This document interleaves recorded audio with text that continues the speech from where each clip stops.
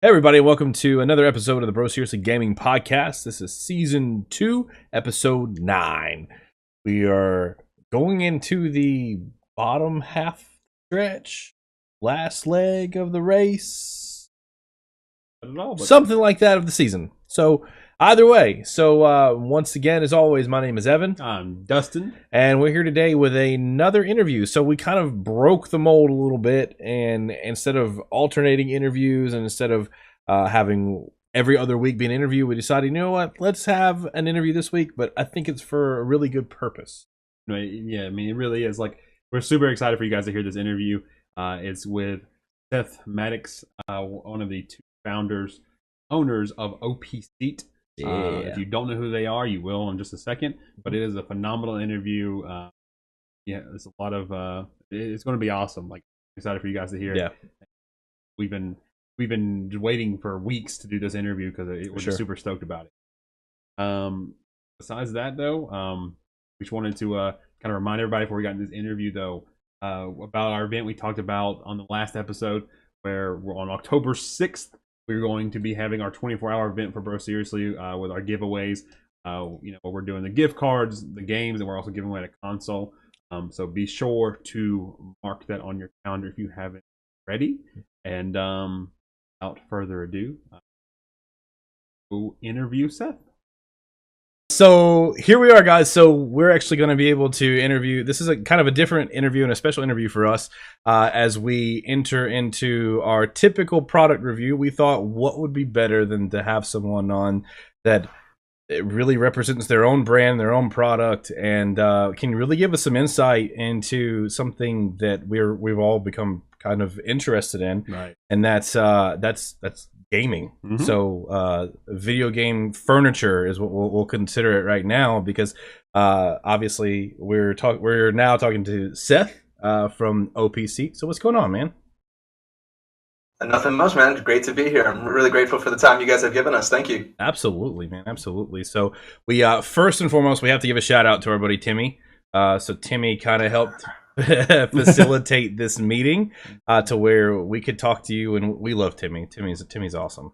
Yeah, no, he's actually live right now. I was over there talking to him in his chat. Had to say what's up. Oh, man, that's awesome. He's he's like, I mean, ever since he got the product, he has been just the biggest supporter and of you guys, and has talked it up. And I think that like 2 or 3 members of our community went out and bought seasons. Like he definitely was like, you guys need to talk to this guy. You need to talk to this company. So big shout out to Timmy for getting the word out there to it. So if you don't mind, tell us a little bit about yourself, man. For those who don't know you, and if you want to give us an introduction into OPSeats as well. Yeah, well, for those of you who don't know me, my name is Seth Mattox, and I'm one of the 2 owners of OPSeat. I myself am 31 years old. I live in Florida, in St. Petersburg. And I'm not married yet. So a little background, I have an identical twin brother. Oh, wow. He's married with 2 kids. I got an older brother. He's married with 2 kids. So I'm the only one who's yet to do it, because I've kind of just gone off on that entrepreneurial path, I guess. But yeah. Oh, I mean, at least you're not in our family. Like, our dad's Asian, so like you would be the disappointment of the family. So like at least you didn't go down that path, right? I got a girlfriend. She's in the other room. I'm actually home at my home apartment right now. We do everything from home offices. Our entire team for OPSeat itself is distributed across the world. Wow. We have most of our people in the U.S. for OPSeat, but we do have a couple people that are international that help us on various things. Cool. A little bit background, I myself am kind of blended into the OPSeat story, so I'll try to maybe separate a little bit for you. But actually, how far do you guys want me to go with it? I mean, honestly, like question. We're on your time, man. So I mean, I think for a lot of folks, I think for one, we do like to listen to a lot of entrepreneurial stuff, personally speaking. And I think it's really interesting for us to get to see kind of that process from your behalf, and then to see how someone that has got, obviously you've been a gamer, I would imagine most of your life, or it was a big part of it to get you into this side of the business. So I think that's actually really interesting. Yeah. I was gonna say, like, if you want to, because we'll probably get into it a lot more detail. Like, if we would just kind of tell us a little bit who OPSeat is, and then we can kind of, after we go to the next piece of it, we can go down the journey of, kind of what OPSeat is and how you got involved in it, and kind of break those apart, like you said. Sounds good. Okay, so first and foremost, like you said very well there, Eric, OPSeat is a gaming furniture brand. We specifically are focusing more on the esports part of the gaming industry, although I personally am a huge fan of different types of games, from RPGs to non-competitive type games that may be more linear side-scroller type games, RTS games, even in inside and outside competition. But we really try to focus ourselves on the growing niche of esports. This has been where we found our natural home as far as the type of furniture that we offer, and kind of one of the main online content distribution networks that we've had available to us. Esports itself is really near and dear to us, particularly as owners, for reasons we can get in later. I actually met my business partner when we were 12 years old. We went to school together. Wow. And we played Halo 1 and 2 and 3. We were always there for releases. We were playing on System Link before you could really play online together. So that's kind of our genesis as far as how we got together and know each other. But gaming has always kind of been our focus. OPSeat itself is really designed to kind of solve a lot of the issues that we saw in the market through the experiences that we've experienced in our other companies online. OPSeat is our third company, and we actually own and manage all of them currently at this time. Oh. The other is an international server hosting company called Apex Minecraft Hosting, and then a marketing and internet development company called Bearcon, which is basically the umbrella corporation that manages all of our assets. We have a team of about 15 people underneath of us, but OPSeat is a good majority of all of that, as it takes all of our focus over the last 3 or 4 years. Our journey actually began with OPSeat 6 years ago when we first started. Well, maybe long ago than that. We could probably actually bring it all the way back to the very first way that we got working online together was through a video game tutorial website for World of Warcraft. And basically we're just a bunch of WoW nerds, and we wanted, and our friends were really good at Arena, and one thing led to another, and a recording was made and people learned something from the recording, and that created the concept of a paywalled video tutorial website in 2012, 2011. This was back when Mist of Pandaria, just before that came out. Right. It was kind of the Lich King kind of era. And so my business partner got working on that, and he didn't have the technical ability to kind of piece together a lot of that. And I, at the time, was learning how to code, and I myself am a coder, front-end developer, designer. And so he would ask me some questions since we were old high school, college buddies, and I would help him here a bit in there. And we ended up merging together on the project, and that's kind of how our genesis came together. But in that project, and the reason I bring it up is in order to market that company, partnered with both a YouTube channel, which at the time he was a relatively smaller channel, but now is a really large World of Warcraft streamer called Soda Poppin'. And then also partnered along with a esports team called Team Velocity, which actually sponsored and owned like a house, put kids together in it. And the team ended up falling apart, but they had not, before they pulled a wild card ticket and then got purchased by Evil Geniuses back in 2013. So that's when that kind of part broke apart, and then we went off and we decided we would work together at a more full-time we were still doing part-time at the time, working day jobs and doing that in the evening. So that's when we decided to go together, and we did the international server hosting company, which parlayed that gaming experience a little bit, and that foundation in the gaming community, some of the email lists that we had created a little bit, and some of the experiences that we had in marketing through video games online, like YouTube, and the growing Twitch, and the connections that we had made through the gamer spheres. So over the couple of years of doing that, we ended up being able to grow to a 7-figure plus company, partner with the largest content distributor called Twitch, or called Technic Pack.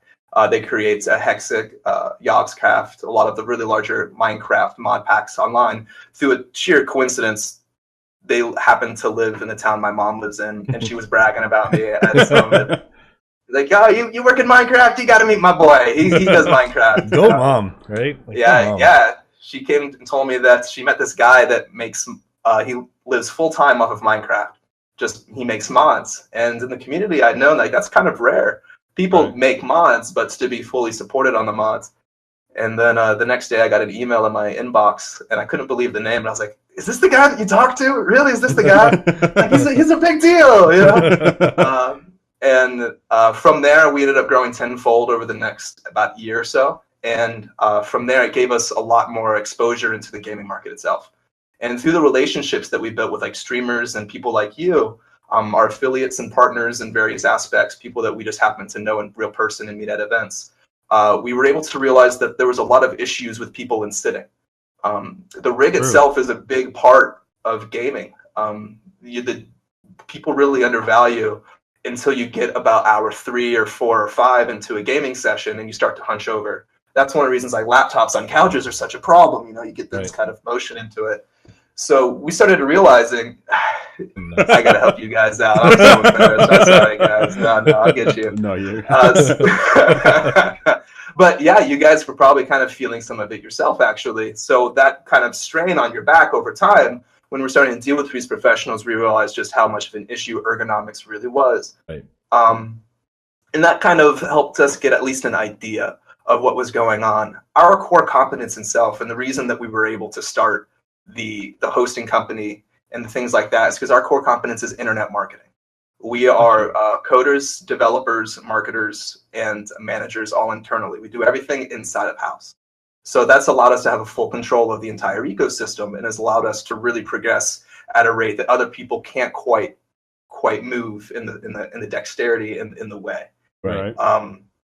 So this kind of gave us an opportunity then that we saw to use that SEO ability, that research online, to be able to data crunch huge numbers over long periods of time to be able to find trends.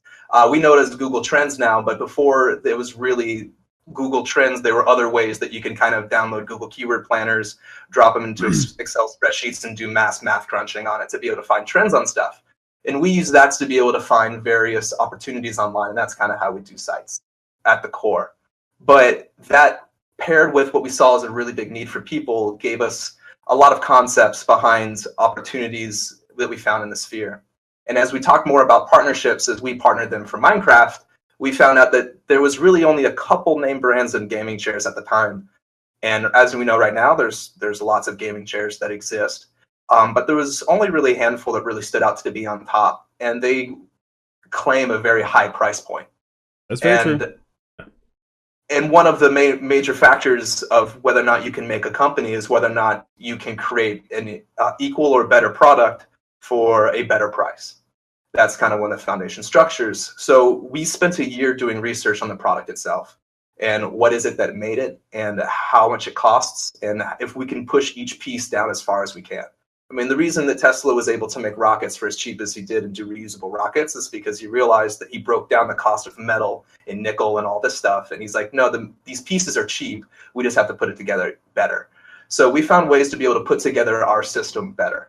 And we were able to do it much lighter. And because of the efficiencies that you gain through online marketing and things like, say, Google placement, we're one of the top 2 or 3 places on Google for gaming chairs and gaming desks.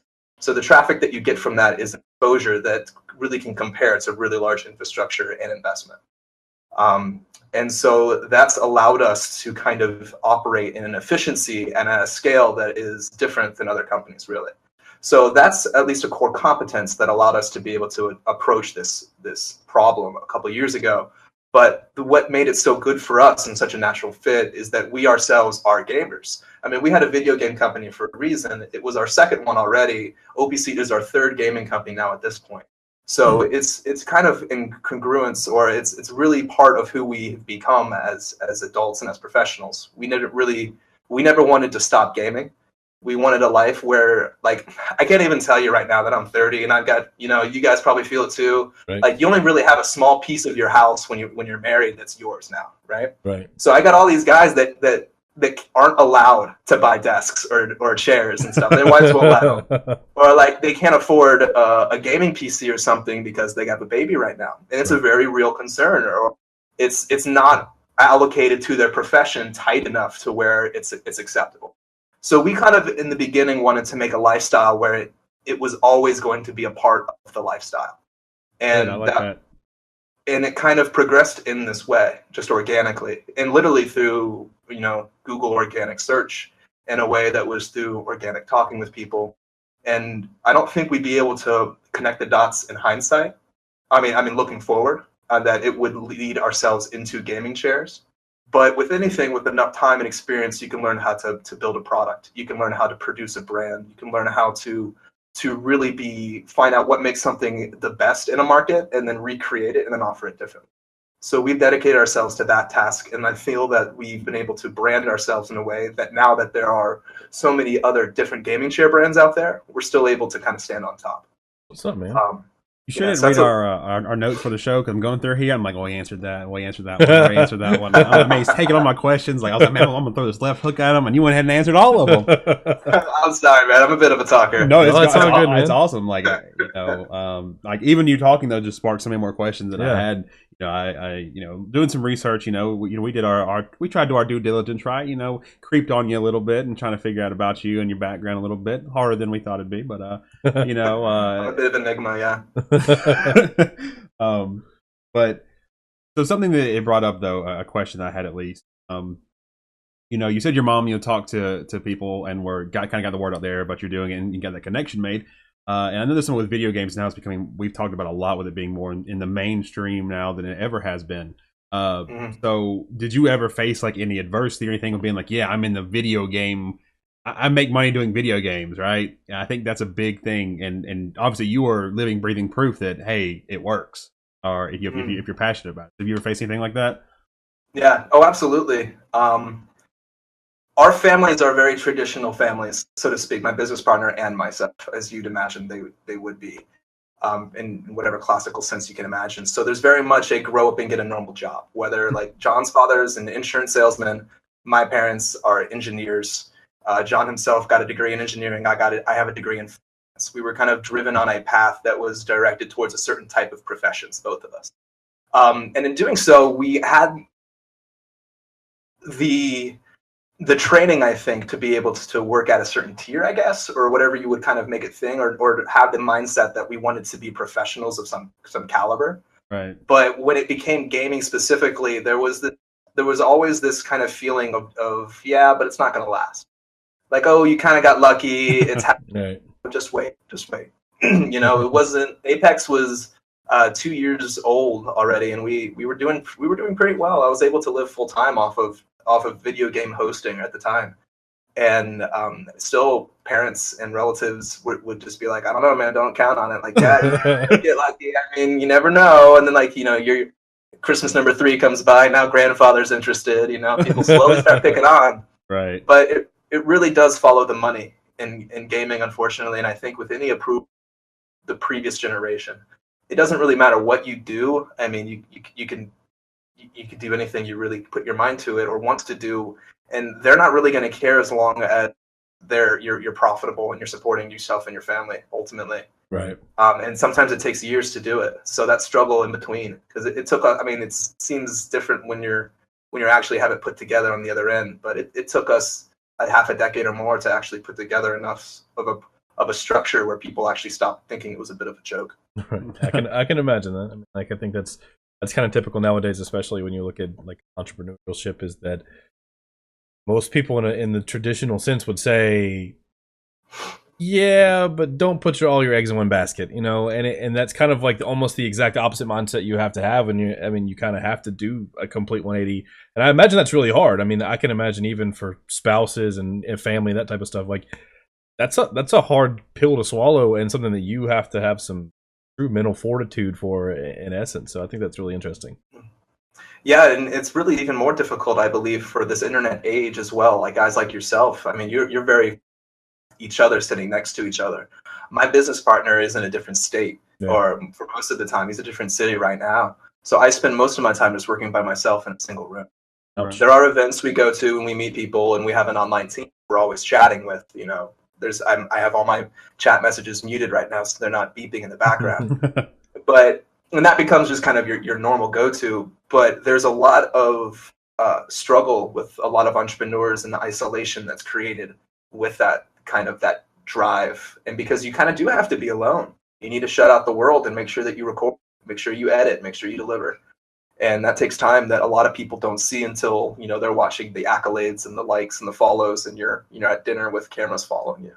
Exactly. Which hasn't happened to me yet, by the way. So like, for this cameras, it's coming though. It's coming. Yeah, it's coming. It's coming though. So one day. yeah, so I think we're gonna almost like hit rewind for a second. And so Sure. if you've ever listened to the podcast or watched the podcast or anything with it, so we always do the same thing in every interview. We always take people through the gauntlet. So the gauntlet's going to be 10 super random questions that have potentially nothing to do with video games. Saw this. Yeah, so are you ready for us to run you through? Because I think this we typically do this just because like I think it, and we've kind of got warmed up as it is, but we're gonna go for like loose now. Like we're gonna just be like Okay. like loose at this point. Mhm. So We're gonna be best friends after this. yeah, after this, Nice. yeah, Oh, just- okay. I guess we don't have to stretch it out, but you know. yeah, you know. Yeah. So you want to read the first question? Yeah. So here's a would you rather question.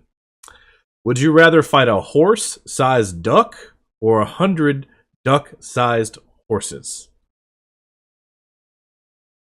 I would say a horse-sized duck. It's a really mean. Did you- The things like I feel like ducks are really mean too.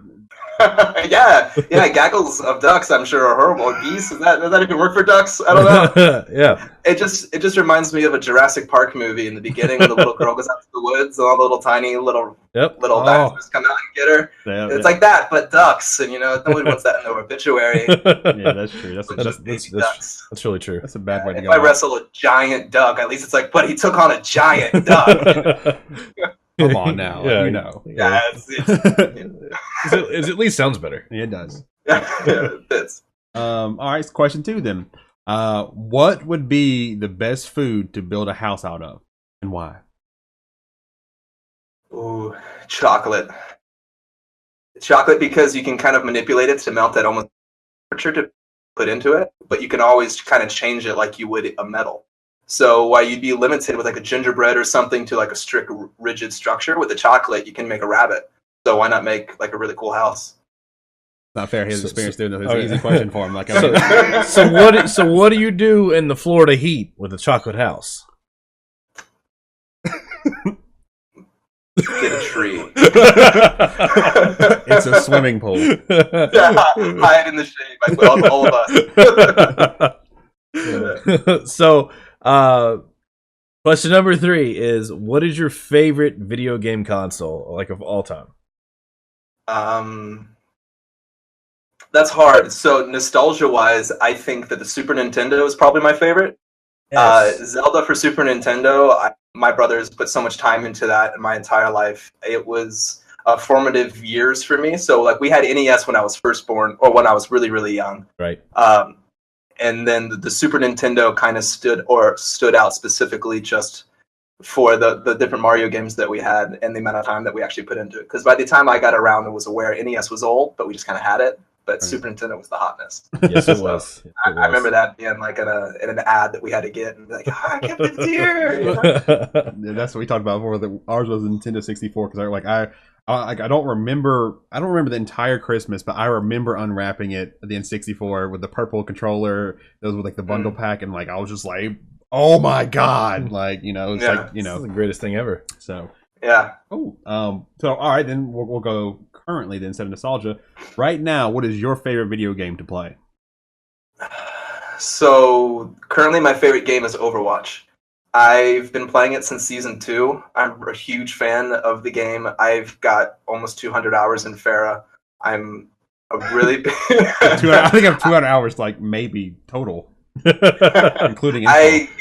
When we first started really researching, but esports itself and competitive gaming, there are certain kind of games that just kind of favor to your play style and the things that you like. Right. And whether it was League of Legends or Dota or COD, I wanted something, or CSGO, I just wanted something that I personally would want to go play for hours and hours and hours. And Overwatch happened to be that thing for me. So I've put a lot of time both in playing the game to enjoy it, but also to learn a little bit more about the competitive structure of esports as it focuses around the largest game as it grows. We have the fortunate ability to sponsor one of the 12 teams in the Overwatch League Season 1, SF Shock. And we've even had the benefits to have 2 of their players onto our podcast as well to talk to awesome. Dante and IDDQD.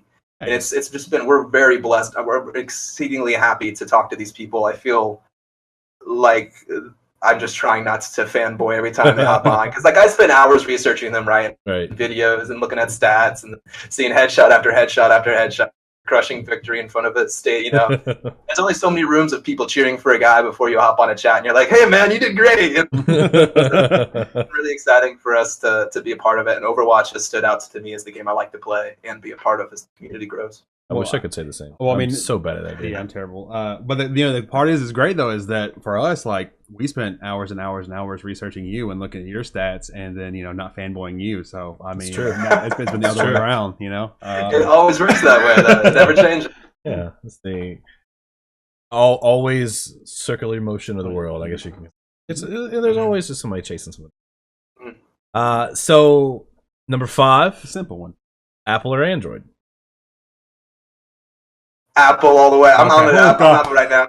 2 Apple screens up right here. I've got my Mac upside. I'm a front-end developer, so I have to use Adobe products. So I've been dedicated for a long time. I thought if you were like, yeah, I enjoy Android. I'm like, it's been a good interview, man. It's been great. Talk to you later. You rip out your head.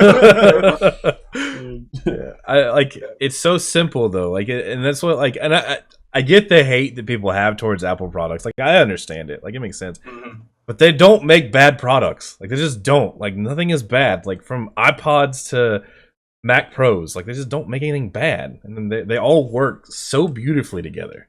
Mm-hmm. They all work really beautiful together for a certain use case. Mm-hmm. If you want to do gaming, though, it's no. There are kinds of games you can play on a Mac. Right. But my brother just tried to load Fortnite up on his MacBook, and they don't even have faces. It's just like dots for eyes and stuff. It's so bad. It turned into a horror game. Yeah, exactly.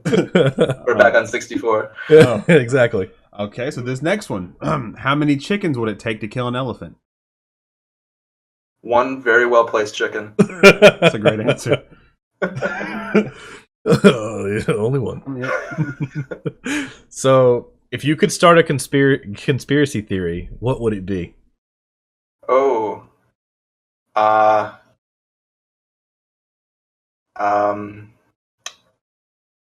Knew we stumble eventually. I mean, you've been on point every single question. And I'm like, damn, like, man, this guy. Conspiracy theory.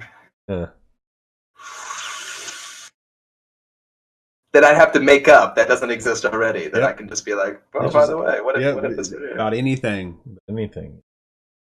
You got me, man. I don't know what I could do to be like, I feel the world here. I mean, it'd be cool to have fathered a conspiracy theory. I think that would be interesting of its own right. Absolutely. Man, we'll let you think on it, marinate. We'll come back. Yeah, I'll come back. We'll be halfway through the interview. I'll be like, I got it. By the way,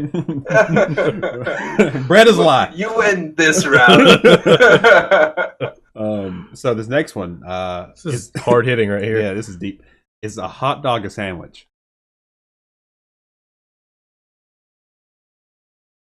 Yes. I have a firm belief that that sandwiches aren't dinner food, and I wouldn't have a hot dog for dinner. When would you have a hot dog? Like for lunch? For lunch or at a baseball game, maybe? Got a grill out in the middle of the day? Well. Is that a Florida thing? No? The hot dog's on a beach, kind of, it's hot outside, have a hot dog? No? So I mean, it's just hot all the time. This is always hot, so... You're like, that logic kind of... Oh, no, this is hot. Yeah. Like, I mean, the way you see things is completely different. The way we structure the questions in mind, like, you hit us with an answer, and it's just like... Florida people. Yeah, only in Florida. The heat, it gets to us. It really does. All right, here's a sales question.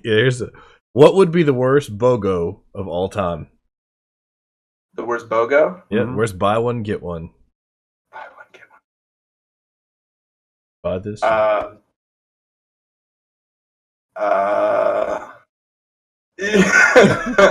These guys are stubborn on these kinds of questions.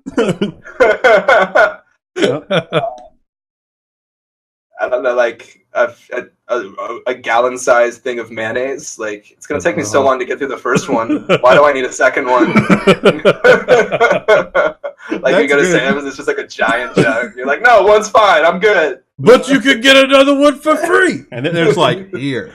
Yeah, like a separate cart just to roll the free one out behind you. Yeah, Never coming back here. That was a good answer. That's good. All right, last question. Okay, so I want you to imagine that there was a zombie apocalypse, right? How would OPSeat market their products to a post-apocalyptic world?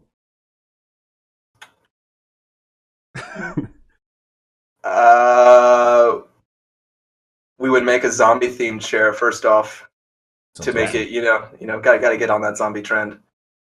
Sides. We do red versus blue sometimes. So we do like a zombie, then like a survivor. You can choose which one you'd want, kind of. That would be cool. That'd be nice. But then, as you're surviving, what are you gonna do? You're locked up inside all day, right? Like, right. Let's hope there's games. If there's games, you're gonna be playing games a lot. Your back's probably gonna hurt. We'll give you the survival edition of the OPSeat. Comes with a crossbow. Exactly. Yeah, exactly. These armrests come off spikes. Utility is what I'm saying. Absolutely. That's good. I'm gonna go ahead and say that we're gonna have to, if you make a zombie apocalypse survival chair, we're gonna have to TM that, by the way. So absolutely, I'll give you credit where credit's deserved. Absolutely, brought to you by the guys at Bro Seriously. Nice. Well, cool. That was good. I like that. I mean, I said you're quick on those. Like I said, 9 out of 10 of them, and you just knocked out of the park. So. I'm coming back for that conspiracy theory. You just wait. Yeah. It's coming. I'll round that out that perfect 10. Oh, I feel like I know you so much better now. I knew you went into it. I was like, man, I know him. You deliver the message so clear. I was like, man, it's I know his life. I know where he came from now. And then you did this, and now I know what he was thinking the whole time. Now he's thinking about not having hot dogs for dinner. Now I feel like I know what it's like to walk down the beach eating hot dogs together. Yeah, exactly. That image is perfect. Surviving together, playing games until apocalypse. Yeah, and then a zombie busts in. You pull off your your arm. I got you. Absolutely. And I'm comfortable. And that's what we're here for. Comfort, right? No matter Shameless what. Plug. So we kind of talked about, because I got to scroll through my questions now because you answered them last time when you were talking about them. So that's a good thing, though. I said, you came prepared for it. It shows the passion behind what you do, right? You could just tell when you talk. There was no stumbling behind it. There was no you were on fire on it, right? It wasn't like it was prepared. It's like it came from the heart. That kind of goes to our next piece, where we were looking on the About Us section for the website, and so it shows that you guys were gamers with heart, and that was really awesome to see, because we kind of live by the motto, and that doing the right thing is always the right thing. It may not seem clear at the time, but it's something to do with that. So, what does that gamers with heart what does that mean to you and to the company? I think in being gamers with heart, what we're trying to say is that we're not only in it to kind of profit. We are able to do this at a price point at its foundation, which means we're not really going to be at that size. So we're leaving a lot on the table. And the goal is, at its core, is to be able to provide something that's the highest quality at the lowest possible price, while giving them everything that there is. But that's just really the really small part of it. I really think the Gamers with Heart comes more into the way that we interact with the community. With Apex, originally, we started donating to nonprofit organizations and to do sponsor or scholarships. We have one of the largest running Minecraft scholarships in the world. That's crazy. And I think the longest. I don't want to say that officially, though, but I'm pretty sure it's the longest. But with OPSeat, in a similar way, we wanted to make sure that we to donate back to the community in a way that was part of our core business model. So I didn't really get a chance to discuss too much earlier, but the way that we actually do a majority of our outreach and a board of interaction is to be able to support small teams and small channels. This sometimes is monetary, whether it's through an affiliate type program, or if it's in a partnership and through some sort of paid sponsorships to help them get, a piece, depending on what tier they're at, to be able to help support their streaming. If we can cover their car payment, that helps a lot for people. If we can cover their rent, that's an even bigger step. So I like to think of our packages that we sponsor people kind of in that structure in my mindset. And as you get to the higher tiers, it becomes more like, well, I'm a house. But it's a point where when you're buying jerseys for a team of 6 guys or 30 people over at Clemson, to be able to be on stage together and be able to be proud of what they're doing, and then to say that you're a part of it, is just really been the most proud part of this for us, or the best part of it for us. My business partner, John, is from Clemson, not from Clemson, but he went to Clemson. That's where he met his wife. And we're currently have the great pleasure to work with Clemson and to sponsor their esports team. And we even gave one of the president of their esports team an internship last summer. And one of their Team A Overwatch players is now my graphics guy right now. That's awesome. So we've been able to find a lot of really great people and kind of not only help give them jobs in the field which they're looking to do, and sometimes it's internships. Some of them have gone a little bit further than that, and some of them have joined us permanently. We have one guy that's been with us since he was 16 years old. And when we hired him, he was 16. He got hired at the same time as the 16. And either way, he's been with us now for about 3 years. And I watched him go from a high school student into a college student. And now he's gone from not really knowing very much online to he's running his own Twitch stream. He's custom coding Linux boxes. He's piecing together Arduino and Raspberry Pi to make a unique Twitch stream so Twitch can play Switch, which is kind of like a Twitch plays Pokemon structure. But he found this way. He's not a coder himself, but he learned how to do this in 3 different languages.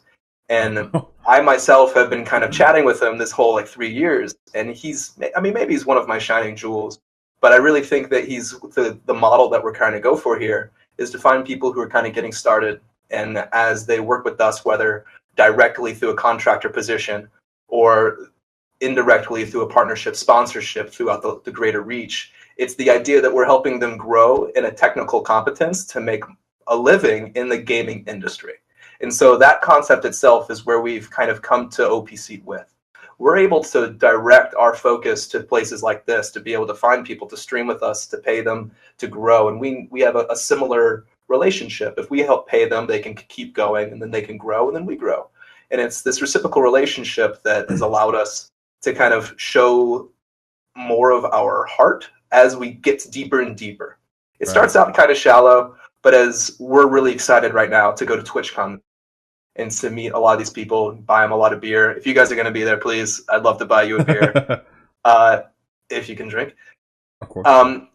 Yeah. But it's that idea that this entire industry is coming down to meeting people. When we went to EagleCon down at FGCU and got to see them 2 years in a row, and the growth that they made year over year, I mean, it was a 4% or 400% bigger than the year before.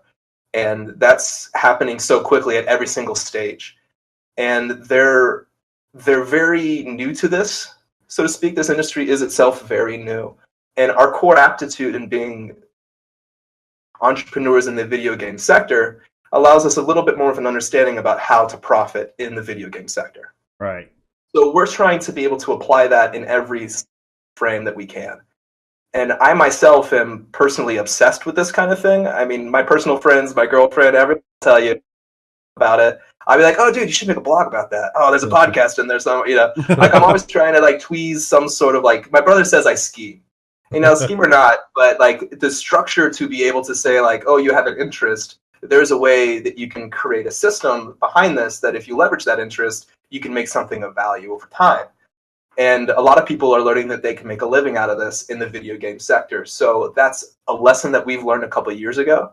And the way that we're going about our marketing program specifically is with the intent of doing that. And every person that we help get more successful, sure, it'll come back and help us, but the feeling that we're doing that, and we're kind of lighting a bottle rocket, I feel, and just watching them this spiel off and go do awesome things. Whether it's Soda popping back in 2011 and watching him average 30,000 average concurrent viewers when Azeroth or Battle for Azeroth came out last week, or something different.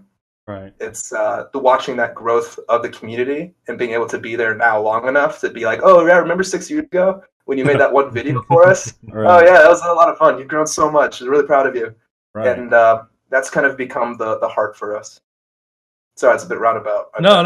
That's a beautiful answer. Like I said, I mean, I think it's really interesting for us to see that kind of thing because you put together, for us specifically, the gaming aspect, but then the entrepreneurship that goes into it. And I think it's really interesting because I think we kind of touched on this earlier. It's still a lot of uncharted waters.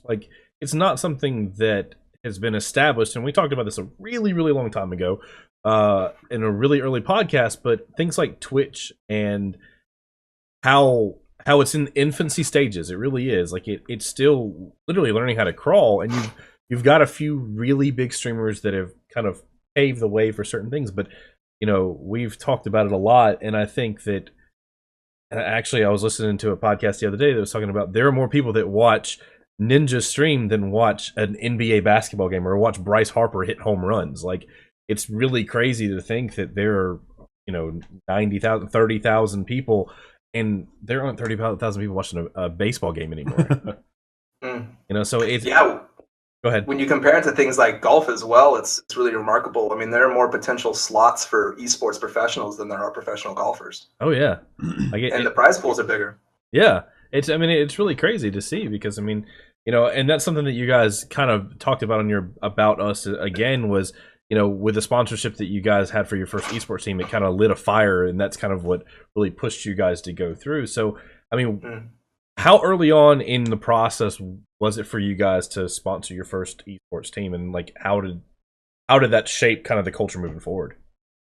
So for OPC, we got our very first esports sponsor within the first.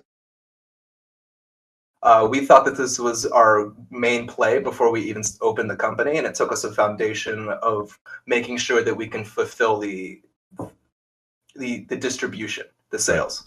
And once we could, we made sure to pick up a team that was able to give us that one avatar, that one person who's going to represent you appropriately in the field. Right. And for us at the time, the very first team that we picked up actually ended up not being a very favorable experience because of the bad karma that came with them ultimately. But it was a team called Denial Esports.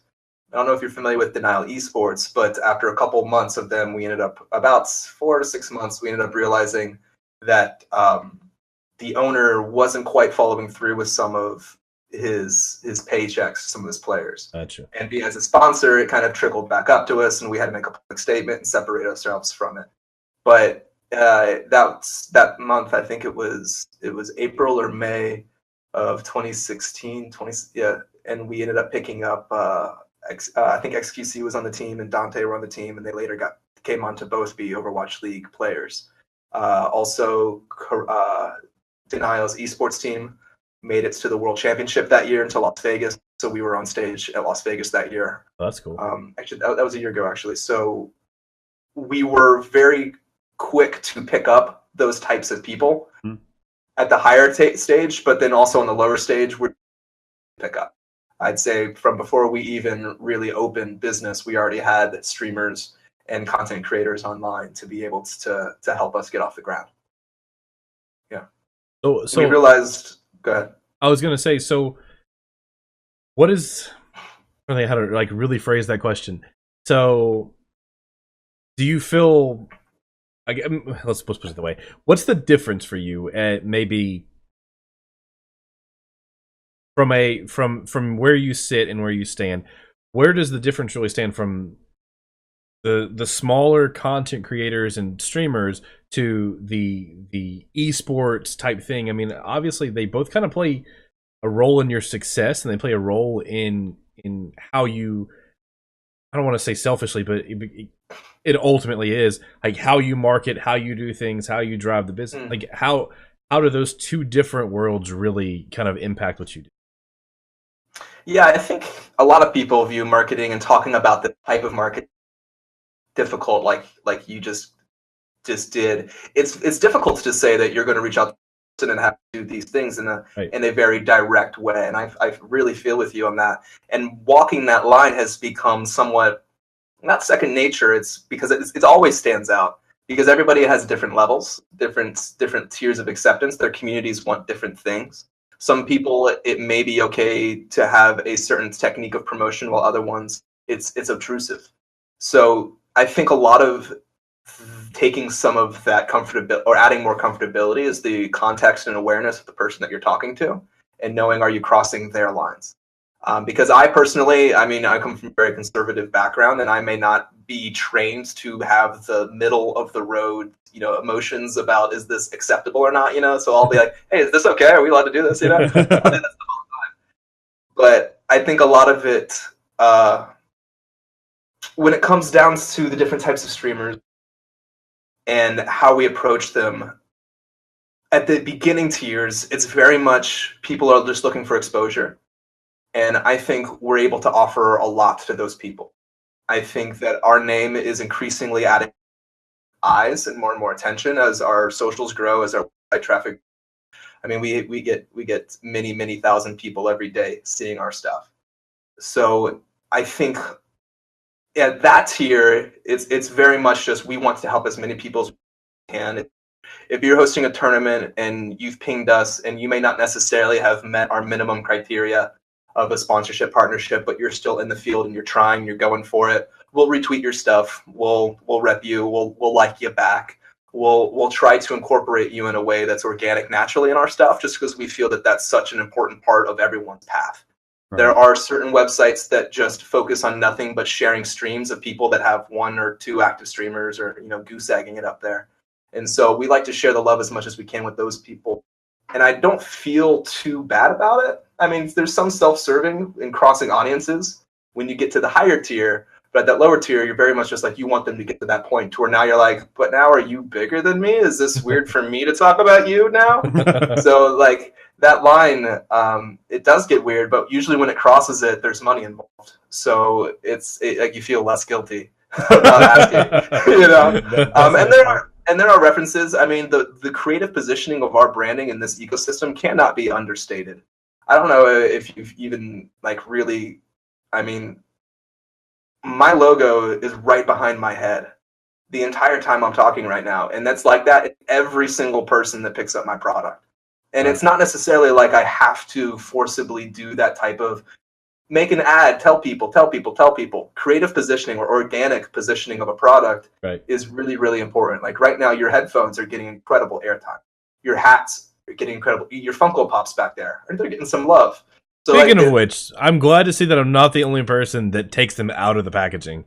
So I see that you have one out of the package. Like, he looks at me like I'm a serial killer because I take mine out of the packaging. Yeah, I've got some that keep them in the package. I've got from a special Walgreens release. My Farah's outside on my station over by my games, and I've got a little Star Trek one down here. I'm not going to say anything. I'd probably sleep with socks on. Yeah, I've got buddies with walls of them as well. There, stuff. I don't think I have any in the box still. I think they look really cool in the box, though. If you stack them up a wall. Thank you. Actually, I think the ones I have downstairs that have the Game of Thrones stuff, they actually. But what you said, that it's interesting, as we are growing, our community, and we're doing our thing, reaching out and doing stuff, whether you or whoever we're reaching out to, it's taking that leap. Like you said, whether it's just a like or a retweet in itself goes such a long way to a smaller, like I said, because at some point you guys are small and know the impact of somebody bigger.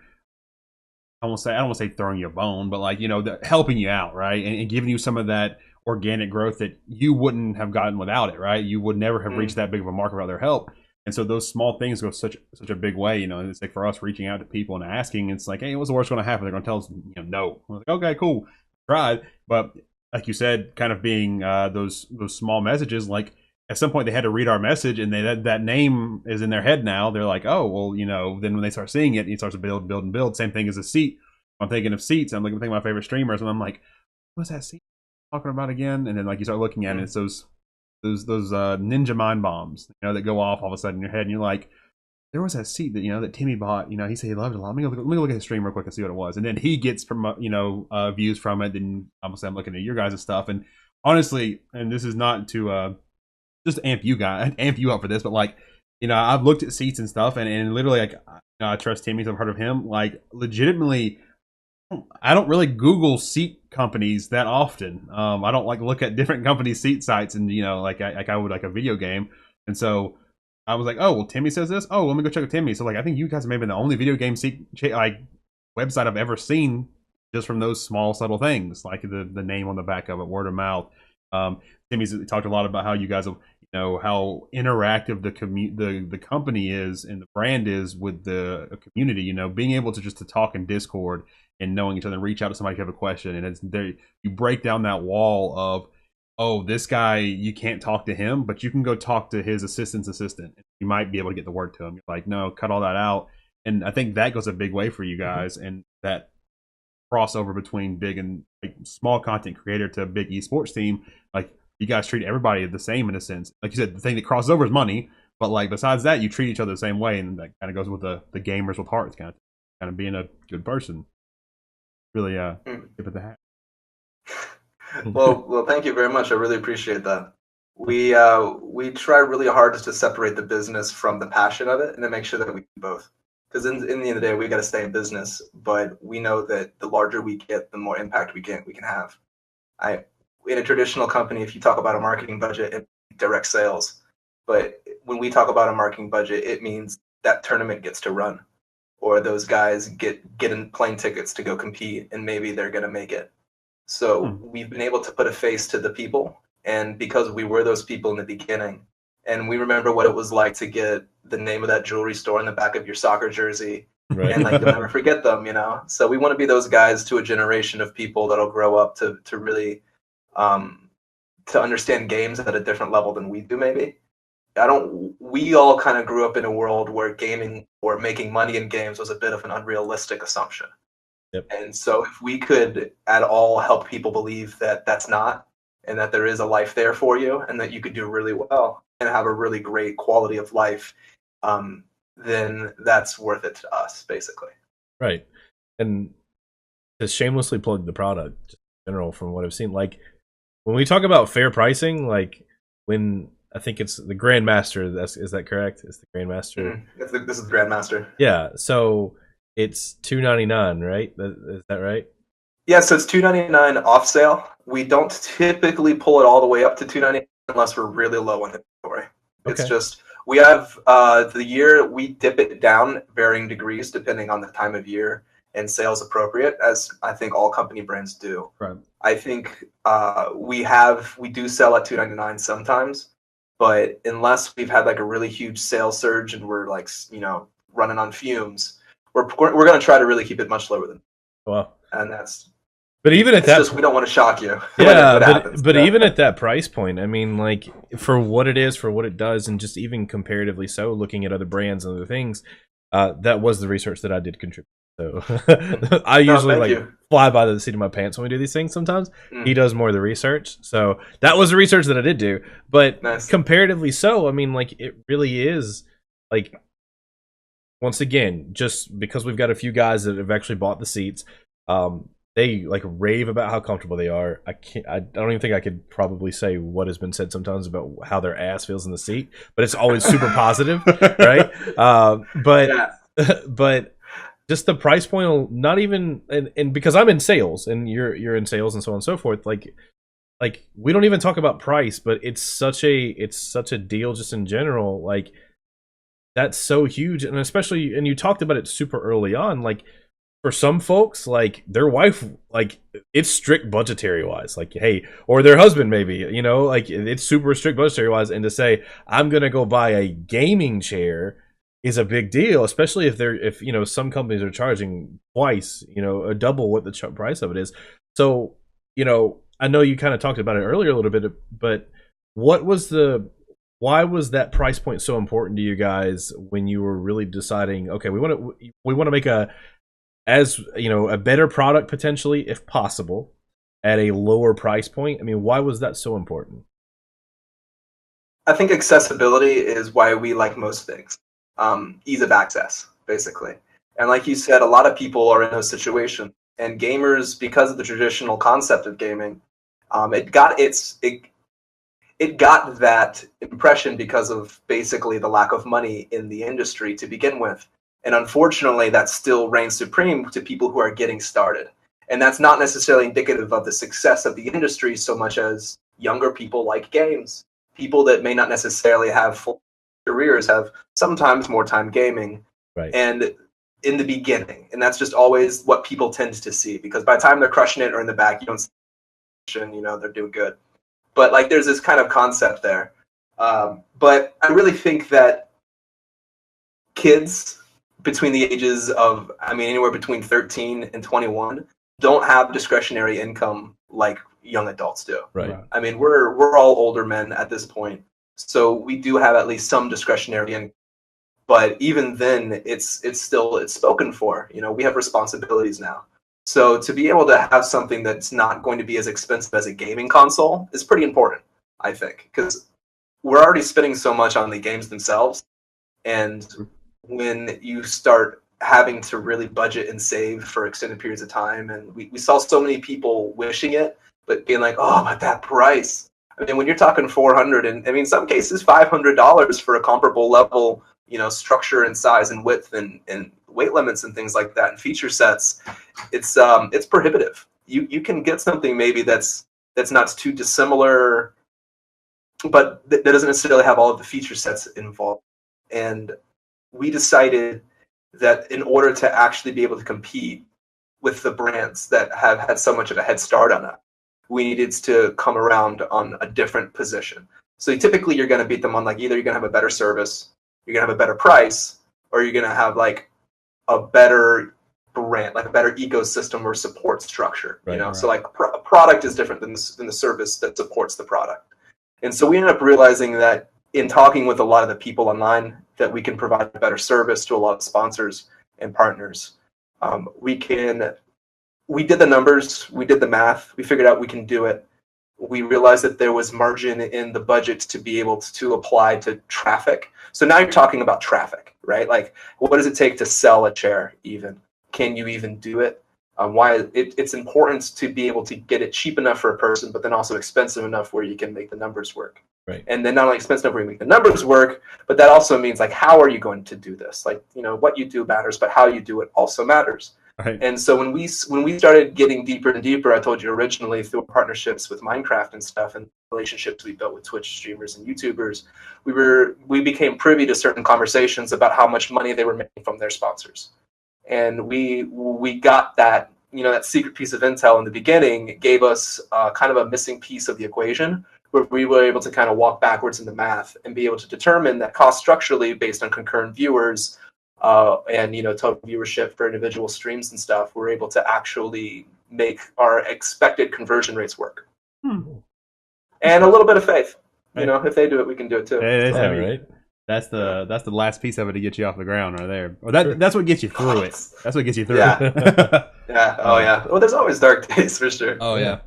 Oh well, I guess kind of the last thing, is kind of just talking. How we usually like to end it though is just for you to. I guess before we do that though, you have any other questions before we off? I kind of like the last one. So what advice do you have for people that are either starting their own business, building their own brand, or trying to live out their passion or dream? What is your key piece of advice? Awareness. I think a lot of people lack context for their choices, and the awareness of where you are on the journey is pretty important. There are techniques to all of this. There is a certain manner where you create a company and get it up to $3 to $5 million. There's a certain structure that you apply to it to get it to 5 to 10 to 100. There's different points where you do things, and to know what to do, you can learn later and kind of do your research when you're like, oh, I'm here. What do I? It's kind of that just-in-time learning. But the awareness to know where you are on that cycle and then what steps to take on that cycle is really is the most important part. And to even know what steps to take, you have to know the question to ask. And to know the right question, you have to know where you are. So I think awareness to know at what tier and at what time do I do certain things. When do I go reach out to this person to validate my product? When do I invest my own capital to make sure that we can have inventory for Christmas? At what point do you do these certain things? And there's checks and balances, research and stuff that you can learn depending on what program you feel comfortable with. But to be kind of aware and then to then use that to then ask the right questions to find the right answers for where you are is probably the most important part. Because a lot of people just end up trying to do what they hear, do what they see, do what they think a big company does, but not realize that there's steps in the middle or in the beginning maybe. So ton of sense, you know. Sometimes you do stuff and it's just like, oh, I'm going to do it because I've seen somebody else do it, but they're, you know, you don't really think about, you know, they're a multi-million-dollar company running this way. Like it's a different process. I like that. So besides that, obviously, if you have any questions for us, or if besides that, it's just where can everybody find you or OPSeat at? Plug the company yourself. Well, guys, I just want to say thank you so much for having me on this. I watched again. I told you I kind of am doing the same thing. Yeah. Out of my business partner and me, he's the engineer that wants to go do the operations and doesn't want to be on camera, and I've kind of taken this mantle, so to speak. Right. And it's been a lot of fun. I really enjoy talking with stuff like this, but there's so much to do and so much to learn. I mean, I don't get my audio right all the time. It took me a while to even get this started. Right. Coming up, we're going to start doing Twitch streaming. We have our Twitch channel already has about 2,500 followers on it. We've yet to do a single video. Awesome. And we're looking to activate that tomorrow. Actually, it's going to be our very first Twitch live stream. Wow. Live stream. It's going to be a Twitch premiere. So it'll be the interview with Drew P. Jors, and we're going to do his camera and my camera side by side. And we're going to air the full interview that would be the podcast that we've been doing. Nice. So after that, we'll then do an edited version of just his answers, which we push to YouTube, which everyone has probably, or anybody who's checked has seen right now at youtube.com/OPSeat. And we also have a full-length podcast and available on Spotify, YouTube, Google Play, and our own podcast on opseat.com/blog. So awesome. If anybody has not had a second yet to take a look at our books, please go ahead and do. This is our chair. This is our desk. The desk is really nice. But we can talk about that at another time if y'all want to chat on my show. I'd be very grateful to come have you talk with us sometime. Awesome. That'd be awesome. We're totally down for that. So once again, thank you for coming to hang out with us. Thank you for being a good sport through the gauntlet, and for having some fun with us as we did this stuff. Like I said, it was definitely a pleasure to have you on and to be able to kind of pick your brain and to get an idea of a completely different side of gaming and the industry that I don't think that really even come close to tapping into. So that's been right. I think it's given us a lot of and honestly a lot of guidance and direction, right? And just somebody who has made it, is doing it right now, to know kind of whether it's, even if it's not the same thing, it's in the, like you said, realm of things, and where to put your mind at, where to be at, and kind of what directions and steps to take. So we really appreciate you and the time you took out of your day to come talk to us, man. 100%. Absolutely. Well, again, it's my pleasure. If you ever have any questions, ping me on Discord or whatever. Absolutely, man. Thanks, man. Yeah, bye. All right, so welcome back, everybody. So that was by far one of the coolest interviews we've gotten to do so far. Yeah, it's been one of my favorite interviews. Yeah. It's different to see that point of view. Like, it makes you really take a step back to look at my own awareness and to be like, where am I at right now? Where's Bro Seriously at right now? So that was amazing. Yeah, there's a lot of insight and a lot of stuff that typically we don't think about as gamers. We don't think about in this community, but I think that was just a really cool insight that we are really happy to do. Once again, we'll blast again. Thank you so much, Timmy, for helping get that thing set up for us, to be able to talk to Seth and to be able to have him represent, obviously, OPSeat. But that was a really cool experience, a really cool interview. All right, for sure. Like, I mean, without you, Timmy, none of that would have been possible. And thank you once again, Seth. As we said, like, 100%. That was awesome. We really appreciate you taking time out. We can't say thank you enough for that. And hopefully you guys enjoyed that and took something away from it that we did, and you guys will as well. But that wraps up this episode. This wraps up episode 9 of the podcast. Thank you, everybody who tuned in to watch it and stayed through to the end of it. Thank you for just everything you guys do. As always, be sure to check out our stuff on Twitter, on Instagram, Facebook, our website.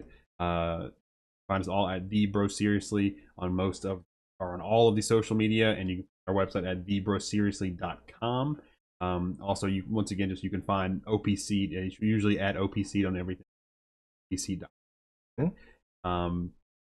You can find all my material and find me on Twitch, Twitter, Instagram, Facebook at straight_creepin. And you can find Crunchy here, or Evan, at the Sir Crunchy on Twitch and Twitter. And yeah, till next week. Till next week, we will see you guys. So in the meantime, enjoy gaming and have some fun, guys. And we'll see you soon. See you. Bye.